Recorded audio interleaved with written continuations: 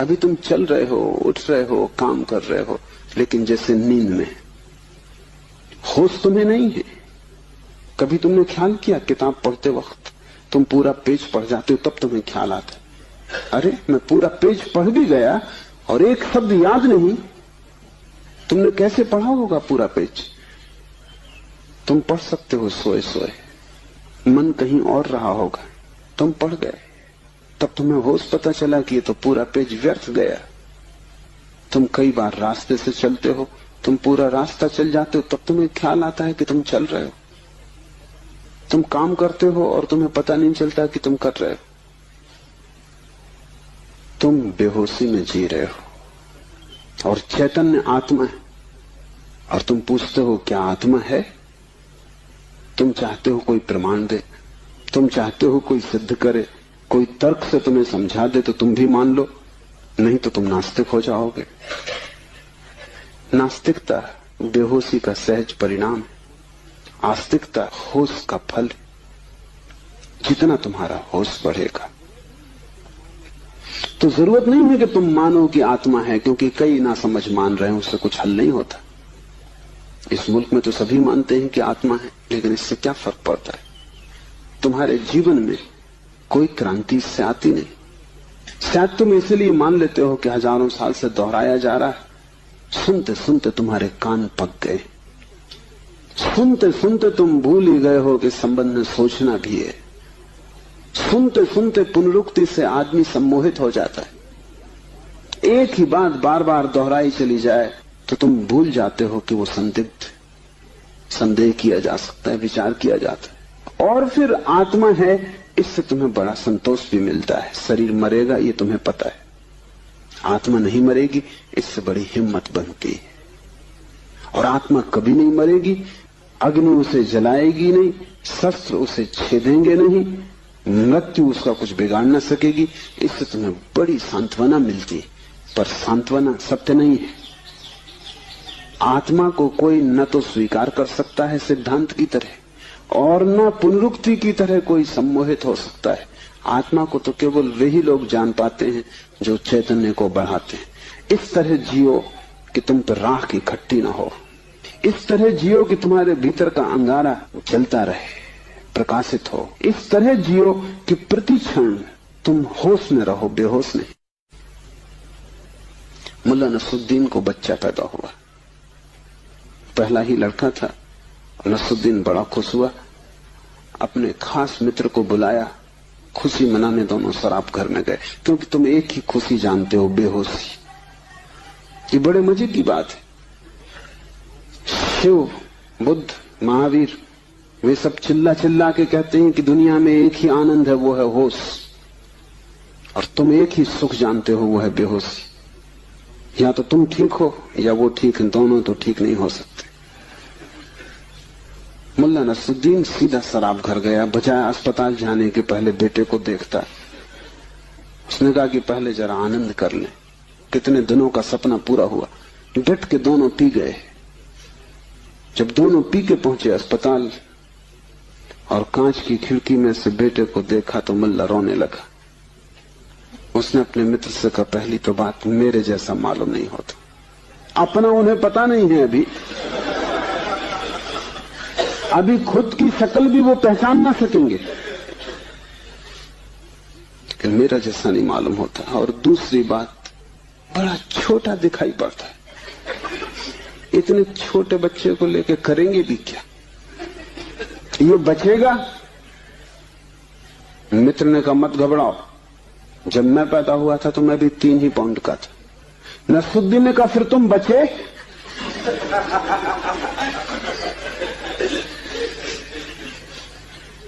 मित्र सोचने लगा, क्योंकि वो भी बेहोशी में था। उसने का पक्का नहीं कह सकता।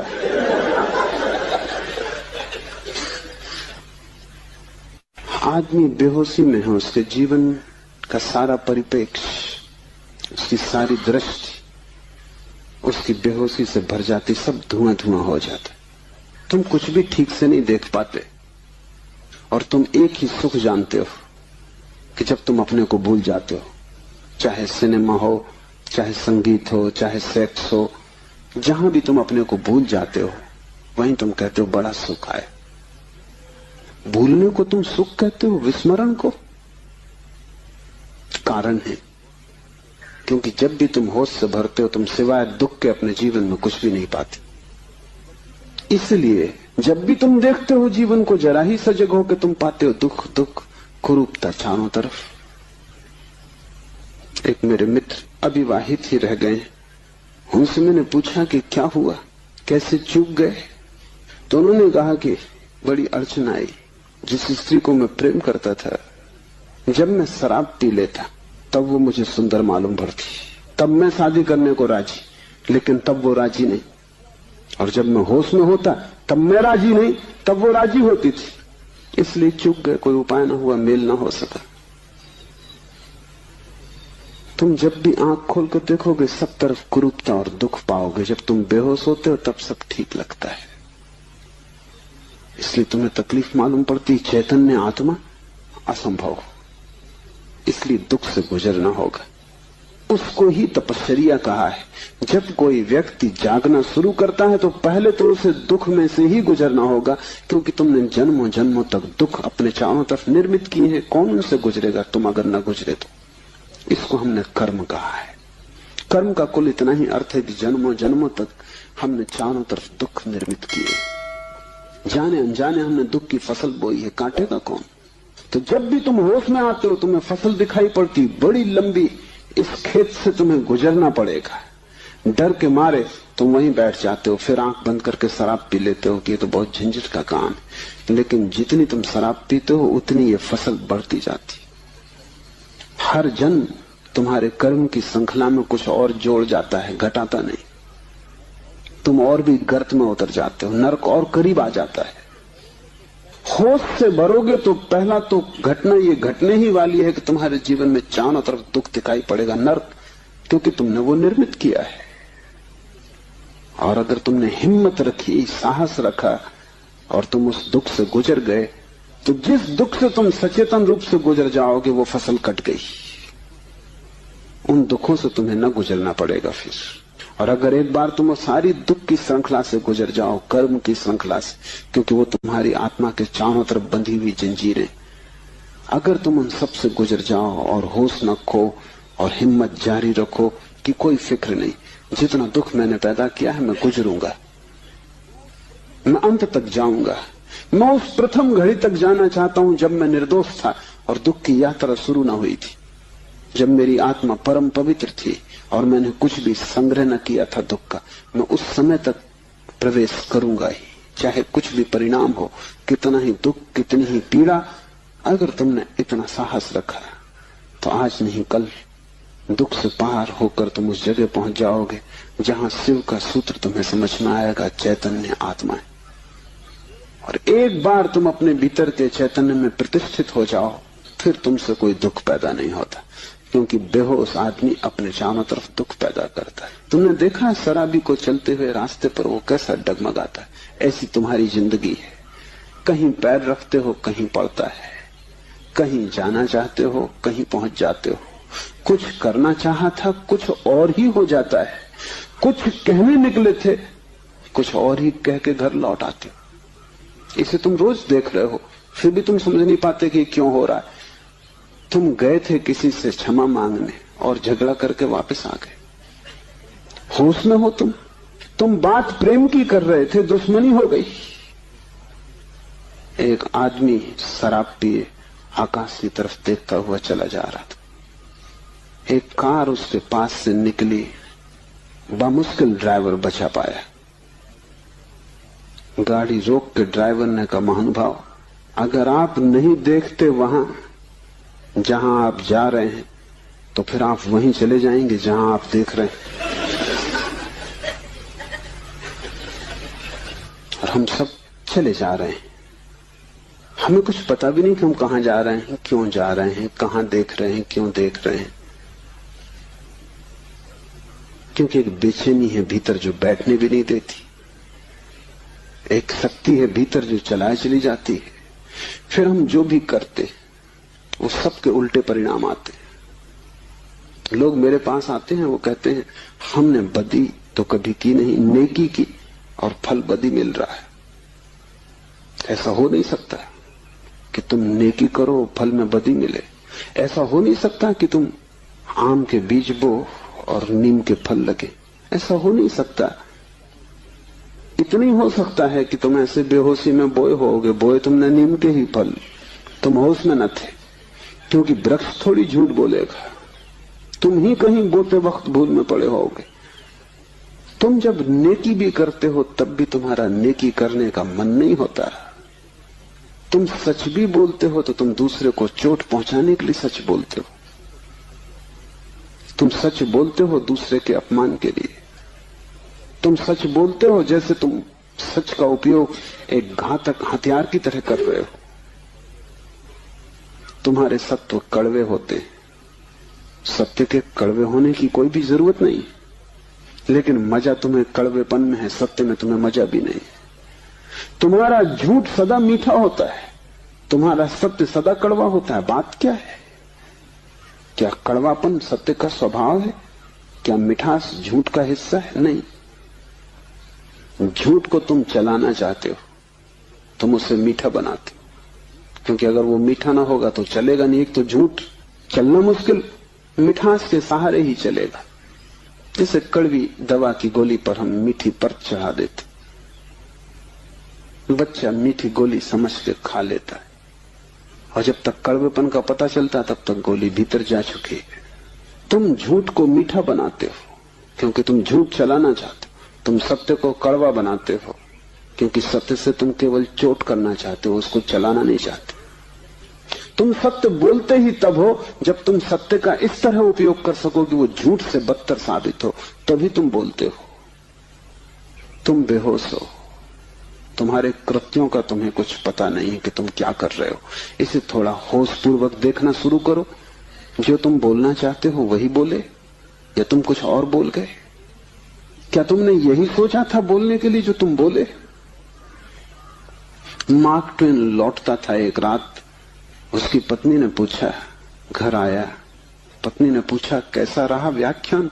वो व्याख्यान देने गया था। उसने कहा कौन सा व्याख्यान?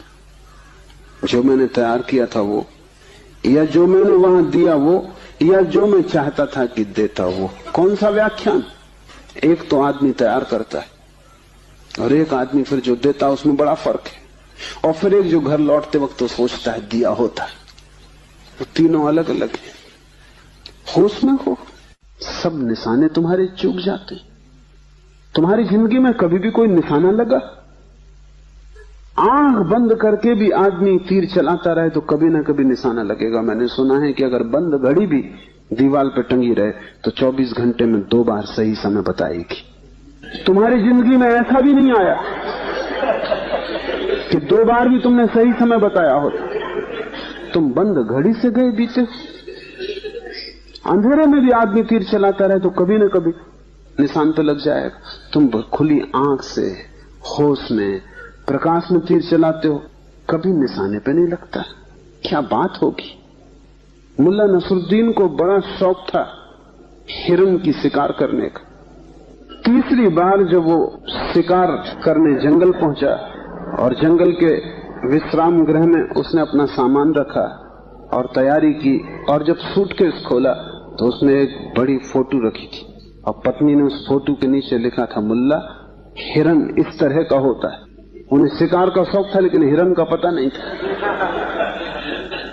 तुम कुछ भी मार मूर के घर आ जाओगे, हिरन ठीक से फोटो देख लेना। तुम सब जगह चूक गए हो, वही तुम्हारे जीवन का दुख है। और चूकने का कुल कारण है कि तुम होश में नहीं हो। इसलिए जो भी करो होश पूर्वक करो। उठो तो भी होश पूर्वक, चलो तो भी होश पूर्वक। महावीर ने कहा है विवेक से चलो, विवेक से बैठो, विवेक से भोजन करो, विवेक से बोलो, विवेक से सो तक। महावीर से कोई पूछता है कि साधु कौन, तो महावीर ने कहा जो अमूर्छित है। और असाधु कौन, तो महावीर ने कहा जो मूर्छित है, जो सोया सोया जी रहा है वो असाधु, जो जागा जागा जी रहा है वो साधु। यही शिव कह रहे हैं, चैतन्य आत्मा। चैतन्य को बढ़ाओ, धीरे धीरे आत्मा की झलक तुम्हारे जीवन में आनी निश्चित है। दूसरा सूत्र है ज्ञानम बंध। ज्ञान बंध है, बड़ी हैरानी का सूत्र है। ज्ञान के बहुत अर्थ। एक तो जब तक तुम इस ज्ञान से भरे हो कि मैं हूं, तब तक तुम अज्ञान में रहोगे, क्योंकि मैं अज्ञान है, अहंकार अज्ञान है। जिस दिन तुम आत्मा से भरोगे उस दिन हूंपन तो रहेगा, मैंपन नहीं रहेगा। मैं हूं, इसमें से मैं तो कट जाएगा, सिर्फ हूं रहेगा। इसे थोड़ा प्रयोग करके देखो। कभी किसी वृक्ष के नीचे शांत बैठकर खोजो कि तुम्हारे भीतर मैं कहां है। तुम कहीं भी ना पाओगे। हूं तो तुम सब जगह पाओगे, मैं तुम कहीं भी ना पाओगे। सब जगह तुम्हें अस्तित्व मिलेगा, लेकिन अस्तित्व के साथ अहंकार तुम्हें कहीं भी ना मिलेगा। अहंकार तुम्हारी निर्मित है, वो तुम्हारा बनाया हुआ है, वो झूठा है, वो असत्य है, उससे ज्यादा अप्रामाणिक और कुछ भी नहीं। वो काम चलाऊ है, उसकी संसार में जरूरत है, लेकिन उसकी सत्य में कहीं भी कोई स्थान नहीं। तो एक तो मैं हूं, ये ज्ञान बंध का कारण है। मेरा बोध हूंपन का बोध नहीं। हूंपन का बोध तो शुद्ध है, उसमें कोई सीमा नहीं है। जब तुम कहते हो हूं, तो तुम्हारे हूं में और वृक्ष के हूं में कोई फर्क होगा? तुम्हारे हूं में और मेरे हूं में कोई फर्क होगा? जब तुम सिर्फ हो तो नदियां, पहाड़, वृक्ष सभी एक हो गए। जैसे ही मैंने कहा मैं, वैसे ही मैं अलग हुआ। जैसे ही मैंने कहा मैं, वैसे ही तुम टूट गए, पर हो गए, अस्तित्व से मैं पृथक हो गया। हूंपन ब्रह्म है और मैं मनुष्य की अज्ञान दशा है।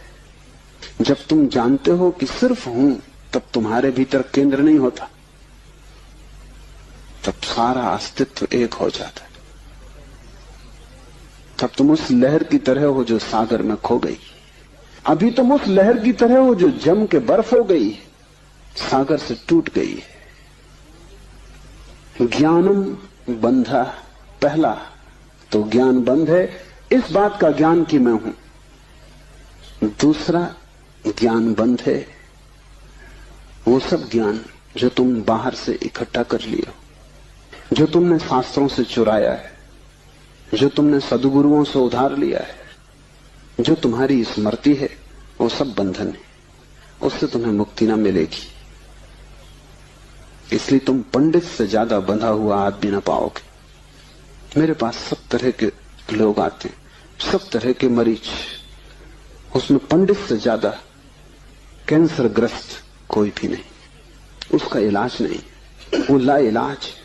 उसकी तकलीफ यह है कि वो जानता है, इसलिए न वो सुन सकता न वो समझ सकता। तुम उससे कुछ बोलो, इसके पहले कि तुम बोलो उसने उसका अर्थ कर लिया है। इसके पहले कि वो तुम्हें सुने उसने व्याख्या निकाल ली। शब्दों से भरा हुआ चित्त जानने में असमर्थ हो जाता है। वो इतना ज्यादा जानता है बिना कुछ जाने, क्योंकि सब जाना हुआ उधार है। शास्त्र से अगर ज्ञान मिलता होता तो सभी के पास शास्त्र है, ज्ञान सभी को मिल गया होता। ज्ञान तो तब मिलता है जब कोई निशब्द हो जाता है, जब वो सभी शास्त्रों को विसर्जित कर देता है, जब वो उस सब ज्ञान को जो दूसरों से मिला है वापस लौटा देता है जगत को, जब वो उसे खोजता है जो मेरा मूल अस्तित्व है, जो मुझे दूसरे से नहीं मिला। इसे थोड़ा समझो। तुम्हारा शरीर तुम्हें मां और पिता से मिला है। तुम्हारे शरीर में तुम्हारा कुछ भी नहीं है। आधा तुम्हारी मां का दान है, आधे तुम्हारे पिता का दान है। फिर तुम्हारा शरीर तुम्हें भोजन से मिला है, वो जो रोज तुम भोजन कर रहे हो। 5 तत्वों से मिला है, वायु है, अग्नि है, 5 तत्व हैं, उनसे तुम्हें मिला है। इसमें तुम्हारा कुछ भी नहीं है। लेकिन तुम्हारी चेतना तुम्हें 5 तत्वों में से किसी से भी नहीं मिली। तुम्हारी चेतना तुम्हें मां और पिता से भी नहीं मिली। तुम जो जो जानते हो वो तुमने स्कूल विश्वविद्यालय से सीखा है, शास्त्रों से सुना है, गुरुओं से पाया है। वो तुम्हारे शरीर का हिस्सा है, तुम्हारी आत्मा का नहीं। तुम्हारी आत्मा तो वही है जो तुम्हें किसी से भी नहीं मिली। जब तक तुम उस शुद्ध तत्व को न खोज लोगे जो निपट तुम्हारा है, जो तुम्हें किसी से भी नहीं मिला है, न माँ ने दिया, न पिता ने, न समाज ने, न गुरु ने, न शास्त्र ने, वही तुम्हारा स्वभाव है। ज्ञान बंद है क्योंकि वो तुम्हें इस स्वभाव तक न पहुंचने देगा। ज्ञान ने ही तुम्हें बांटा है। तुम कहते हो मैं हिंदू, तुमने कभी सोचा कि तुम हिंदू क्यों हो? तुम कहते हो मैं मुसलमान, तुमने कभी विचारा कि तुम मुसलमान क्यों हो? हिंदू और मुसलमान में फर्क क्या है? क्या उनका खून निकाल के कोई डॉक्टर परीक्षा करके बता सकता है कि हिंदू का खून है, ये मुसलमान का खून? क्या उनकी हड्डियां काट के कोई बता सकता है कि हड्डी मुसलमान से आती है कि हिंदू से आती? कोई उपाय नहीं। शरीर की जांच से कुछ भी पता न चलेगा, क्योंकि दोनों के शरीर 5 तत्वों से बनते हैं। लेकिन अगर उनकी खोपड़ी की जांच करो तो पता चल जाएगा कि कौन हिंदू है कौन मुसलमान है, क्योंकि दोनों के शास्त्र अलग, दोनों के सिद्धांत अलग, दोनों के शब्द अलग। शब्दों का भेद है तुम्हारे बीच। तुम हिंदू हो क्योंकि तुम्हें एक तरह का ज्ञान मिला जिसका नाम हिंदू, दूसरा जैन है क्योंकि उसे दूसरे तरह का ज्ञान मिला जिसका नाम जैन। तुम्हारे बीच जितने फासले हैं, दीवालें हैं, वो ज्ञान की दीवालें, और सब ज्ञान उधार। तुम एक मुसलमान बच्चे को हिंदू के घर में रख दो, वो हिंदू की तरह बड़ा होगा, वो ब्राह्मण की तरह जनेऊ धारण करेगा, वो उपनिषद और वेद के वचन उद्धृत करेगा। और तुम एक हिंदू के बच्चे को मुसलमान के घर रख दो, वो कुरान की आयत दोहराएगा। ज्ञान तुम्हें बांटता है क्योंकि ज्ञान तुम्हारे चारों तरफ एक दीवार खींच देता है, और ज्ञान तुम्हें लड़ाता है, और ज्ञान तुम्हारे जीवन में वैमनस्य और शत्रुता पैदा करता है। थोड़ी देर को सोचो, अगर तुम्हें कुछ भी ना सिखाया जाए कि तुम हिंदू हो या मुसलमान या जैन या पारसी, तो तुम क्या करोगे? तुम बड़े होगे एक मनुष्य की भांति, तुम्हारे बीच कोई दीवार ना होगी। दुनिया में कोई 300 धर्म है, 300 कारागृह, और हर आदमी पैदा होते से एक कारागृह या दूसरे कारागृह में डाल दिया जाता है।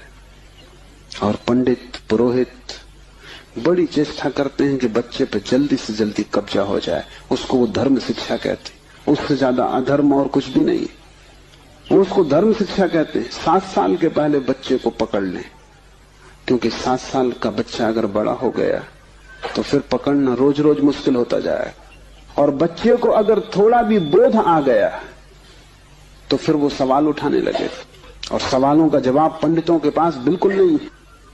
पंडित सिर्फ मूढ़ों को तृप्त कर पाते हैं। जितनी कम बुद्धि का आदमी हो, पंडित से उतने जल्दी तृप्त हो जाता है। वो एक प्रश्न पूछता, उत्तर मिल जाता है।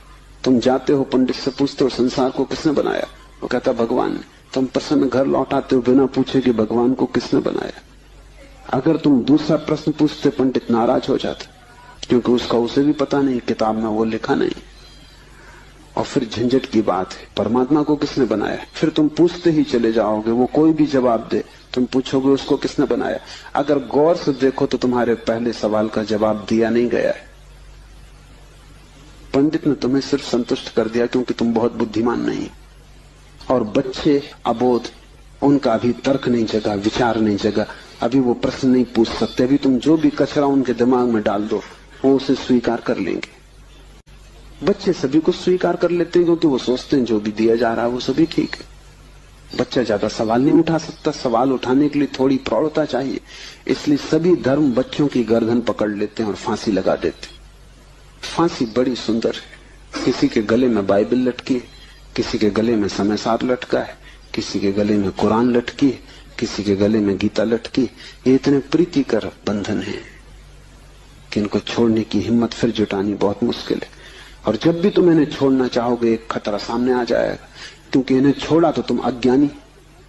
क्योंकि जैसे तुम इनको छोड़ोगे तुम पाओगे मैं तो कुछ जानता नहीं, बस ये किताब सारी संपदा है, इसको संभालो। अपने अज्ञान को छिपाने का यही तो एक उपाय है। लेकिन अज्ञान छिपने से अगर मिटता होता तो बड़ी आसान बात हो गई होती। अज्ञान छिपने से बढ़ता है, जैसे कोई अपने घाव को छिपा ले, उससे कुछ मिटेगा नहीं। घाव और भीतर भीतर बढ़ेगा, मवाद पूरे शरीर में फैल जाएगी। शिव कहते हैं ज्ञान बंध है, ज्ञान सीखा हुआ, ज्ञान उधार, ज्ञान दूसरे से लिया हुआ बंधन का कारण है। तुम उस सब को छोड़ देना जो दूसरे से मिला है, तुम उसकी तलाश करना जो तुम्हें किसी से भी नहीं मिला, तुम उसकी खोज में निकलना, उस चेहरे की खोज में जो तुम्हारा है। तुम्हारे भीतर छिपा हुआ एक झरना है चैतन्य का, जो तुम्हें किसी से भी नहीं मिला, जो तुम्हारा स्वभाव है, जो तुम्हारी निज संपदा है, निजत्व है, वही तुम्हारी आत्मा है। तीसरा सूत्र है योनि वर्ग और कला शरीर है। योनि से अर्थ है प्रकृति, इसलिए हम स्त्री को प्रकृति कहते हैं। स्त्री शरीर देती है, वो प्रकृति की प्रतीक है। और कला का अर्थ है कर्ता का भाव। एक ही कला है, वो कला है संसार में उतरने की कला, और वो है कर्ता का भाव। इन दो चीजों से मिलकर तुम्हारा शरीर निर्मित होता है। तुम्हारे कर्ता का भाव, तुम्हारा अहंकार, और प्रकृति से मिला हुआ शरीर। अगर तुम्हारे भीतर कर्ता का भाव है तो तुम्हें योग्य शरीर प्रकृति देती चली जाएगी। इसी तरह तुम बार बार जन्मे हो। कभी तुम पशु थे, कभी पक्षी थे, कभी वृक्ष थे, कभी मनुष्य। तुमने जो चाहा है वो तुम्हें मिला है। तुमने जो आकांक्षा की है, तुमने जो कर्तृत्व की वासना की है, वही घट गया है। तुम्हारे कर्तृत्व की वासना घटना बन जाती, विचार वस्तु में बन जाती। इसलिए बहुत सोच विचार के वासना करना, क्योंकि सभी वासनाएं पूरी हो जाती हैं देर अबेर। अगर तुम बहुत बार देखते हो आकाश में पक्षी को और सोचते हो कैसी स्वतंत्रता पक्षी को, खास हम पक्षी होते, देर न लगेगी, जल्दी तुम पक्षी हो जाओ। तुम अगर देखते हो एक कुत्ते को संभोग करते हुए और तुम सोचते हो कैसी स्वतंत्रता, कैसा सुख, जल्दी ही तुम कुत्ते हो जाओ। तुम जो भी वासना अपने भीतर संग्रहित करते हो वो बीज बन जाती। प्रकृति तो केवल शरीर देती है, कलाकार तो तुम ही हो, स्वयं को निर्माण करने वाले। अपने शरीर को तुमने ही बनाया है, ये कला का अर्थ है। कोई तुम्हें शरीर नहीं दे रहा है, तुम्हारी वासना ही निर्मित करती है। तुमने कभी ख्याल किया रात तुम सोते हो तो आखिरी जो विचार होता है सोते समय, वही सुबह उठते वक्त पहला विचार होगा। रात भर तुम सोए रहे, वो बीज की तरह विचार भीतर पड़ा रहा, जो अंतिम था वो सुबह प्रथम होगा। तुम मरोगे इस शरीर से, आखिरी मरते क्षण में तुम्हारे सारे जीवन की वासना संग्रहित होकर बीज बन जाएगी। वही बीज नया गर्भ बन जाएगा। जहां से तुम मिटे वहीं से तुम फिर शुरू हो जाओगे। तुम जो भी हो ये तुम्हारा ही कृत्य है, किसी दूसरे को दोष मत देना। यहां कोई दूसरा है भी नहीं जिसको दोष दिया जा सके। ये तुम्हारे ही कर्मों का संचित फल है। तुम जो भी हो, सुंदर कुरूप, दुखी सुखी, स्त्री पुरुष, तुम जो भी हो ये तुम्हारे ही कृत्यों का फल है। तुम ही हो कलाकार अपने जीवन के। मत कहना कि भाग्य ने बनाया है, क्योंकि वो धोखा है। उस भांति तुम जिम्मेवारी किसी और पर टाल रहे हो। मत कहना कि परमात्मा ने भेजा है। तुम परमात्मा पर जिम्मेदारी मत डालना, क्योंकि ये तरकीब है खुद के दायित्व से बचने की। इस कारागृह में तुम अपने ही कारण हो। जो व्यक्ति इस बात को ठीक से समझ लेता है कि अपने ही कारण में यहां हूं, उसके जीवन में क्रांति शुरू हो जाती। शिव कह रहे हैं योनि वर्ग और कला शरीर है। प्रकृति तो सिर्फ योनि है, वो तो सिर्फ गर्भ है। तुम्हारा अहंकार उस योनि में बीज बनता है।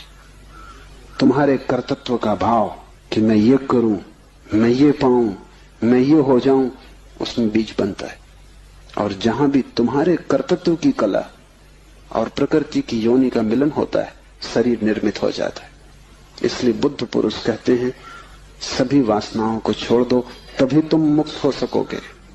तुमने अगर स्वर्ग की वासना की तो तुम देवता हो जाओगे, लेकिन वो भी मुक्ति ना होगी, क्योंकि वासनाओं से कभी भी अशरीर की स्थिति पैदा नहीं होती। सभी वासनाओं से शरीर निर्मित होते हैं। जब तक तुम निर्वासना को उपलब्ध नहीं हो, जब तक तृष्णा तुमने पूरी ही नहीं छोड़ दी, तब तक तुम नए शरीरों में भटकते रहोगे।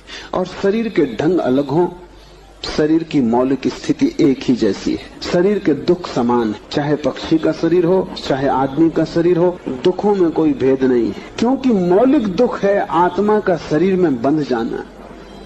मौलिक दुख है कारागृह में प्रविष्ट हो जाना। फिर कारागृह की दीवारें वर्तुलाकार हैं कि त्रिकोण है कि चौकोन है, उससे कोई हल नहीं होता, उससे कुछ फर्क नहीं पड़ता है। तुम भला सोचते हो फर्क पड़ता है। एक मेरे मित्र हैं, ड्राइंग के शिक्षक हैं, उन्हें जेल हो गई, लौटे 3 साल बाद। तो मैंने उनसे पूछा कैसे रहे दिन, कैसे कटे दिन। उन्होंने कहा और तो सब ठीक था, लेकिन मेरी कोठरी के कोने 90 कोण के नहीं थे। वो ड्राइंग के शिक्षक हैं, उनकी बुद्धि वो 90 कोण के नहीं थे कोठरी के कोने। उनकी असली तकलीफ 3 साल यही रही, क्योंकि उसी कोठरी में रहना और बार बार देखना वो कोना, वो 90 कोण का नहीं। तो जो बात उन्होंने मुझसे कही वो ये कि तो और तो सब ठीक था, बाकी कुछ अड़चन न थी, लेकिन कोने ठीक 90 के नहीं थे।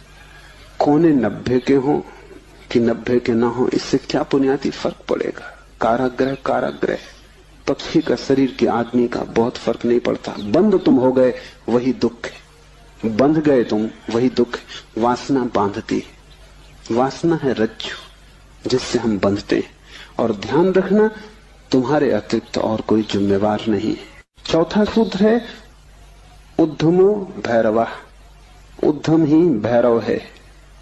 उद्धम उस आध्यात्मिक प्रयास को कहते हैं जिससे तुम इस कारागृह के बाहर होने की चेष्टा करते हो। भैरव शब्द पारिभाषिक है। भा का अर्थ है भरण, रा का अर्थ है रवण, वा का अर्थ है वमन।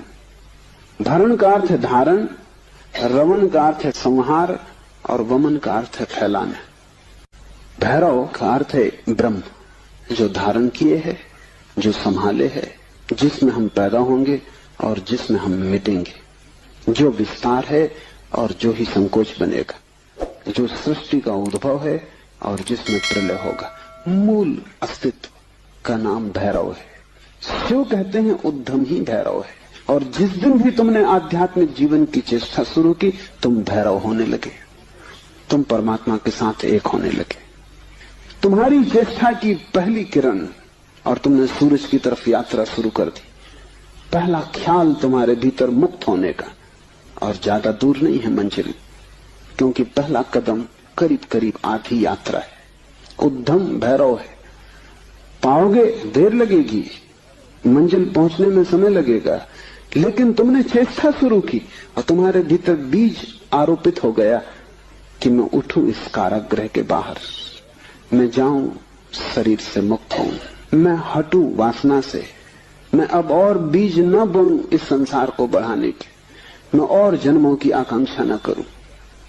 तुम्हारे भीतर जैसे ही ये भाव सघन होना शुरू हुआ कि अब मैं मूर्छा को तोड़ूं और चैतन्य बनूं, वैसे ही तुम भैरव होने लगे, वैसे ही तुम ब्रह्म के साथ एक होने लगे। क्योंकि वस्तुतः तो तुम एक हो ही, सिर्फ तुम्हें स्मरण आ जाए। मूलतः तो तुम एक हो ही, तुम उसी सागर के झरने हो, तुम उसी सूरज की किरण हो, तुम उसी महाआकाश के एक छोटे से खंड हो। पर तुम्हें स्मरण आना शुरू हो जाए और दीवारें विसर्जित होने लगे तो तुम उस महाआकाश के साथ एक हो जाओगे। उद्धम भैरव है। बड़ी सघन चेष्टा करनी जरूरी है, क्योंकि नींद गहरी।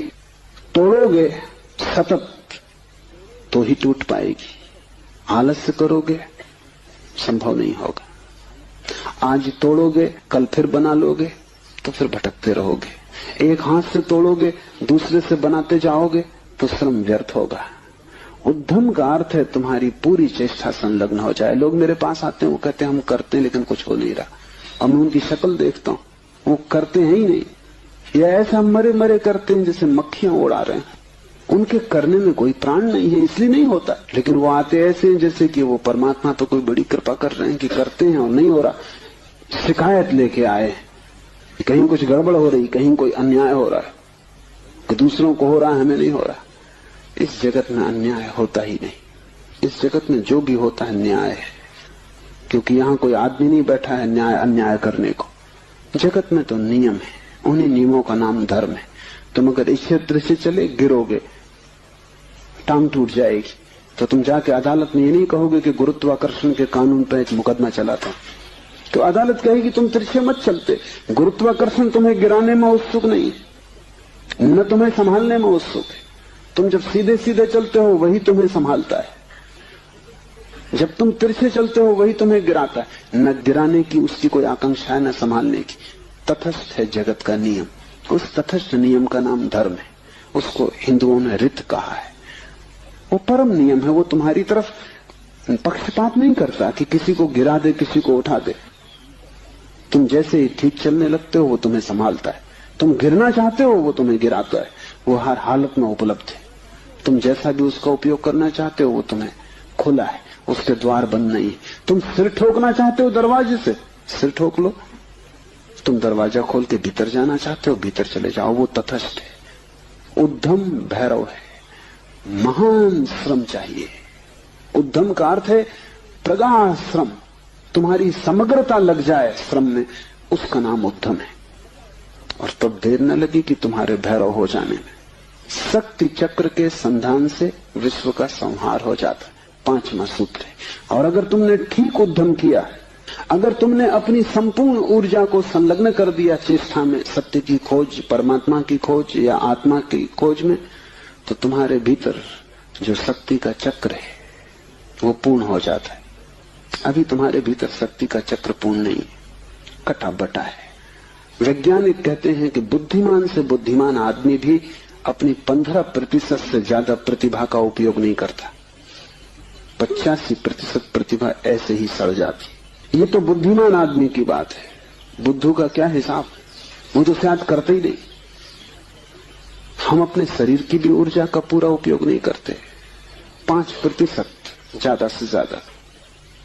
तो अगर हम मंदे मंदे जीते, अगर हमारा दिया टिमटिमाता टिमटिमाता लगता है, तो कसूर किसका है? तुम जीते ही नहीं पूरी तरह, जैसे तुम जीने से भी भयभीत हो कि लपट कहीं जोर से ना आ जाए।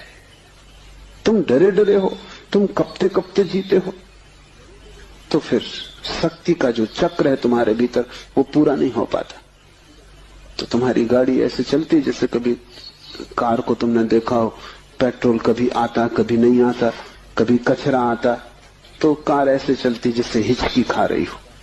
बस ऐसा तुम्हारा जीवन है, हिचकी खाते तुम चलते हो। जरा जरा सी शक्ति के खंड खंड आते हैं, अखंड शक्ति नहीं हो पाती। जिस चीज में भी तुम अपनी पूरी शक्ति लगा दोगे, वो कोई भी हो चीज, अगर तुम चित्र बनाते हो और चित्रकार हो और तुमने अपनी पूरी शक्ति को चित्र बनाने में लगा दिया, पूरी कि रत्ती भर बाकी ना बची, तो तुम वहीं से मुक्त हो जाओगे, क्योंकि वही उद्यम पूर्ण होते ही भैरव हो जाता है।